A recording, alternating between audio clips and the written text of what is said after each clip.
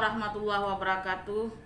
Saya Nyaktiari SEMM, Kepala Dinas Penanaman Modal, Transmigrasi dan Tenaga Kerja Kabupaten Aceh Utara, mengucapkan selamat datang di Bumi Pase. Terima kasih. Assalamualaikum warahmatullahi wabarakatuh.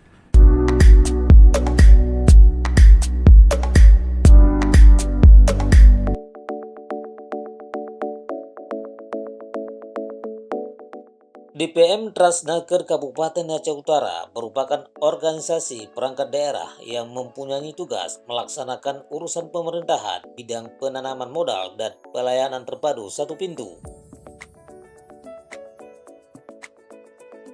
Sebagai lembaga pelayanan publik, kami senantiasa berupaya memberikan pelayanan yang cepat, mudah dan transparan dengan berpedoman pada regulasi dan mekanisme sesuai dengan peraturan perundang-undangan.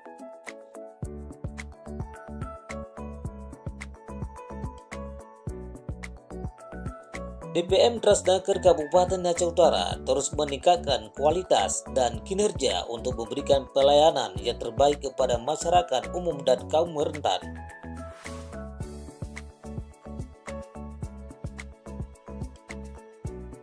DPM Transnaker Kabupaten Aceh Utara difungsikan untuk melayani masyarakat kini lebih aman dan nyaman dengan sarana prasarana yang representatif.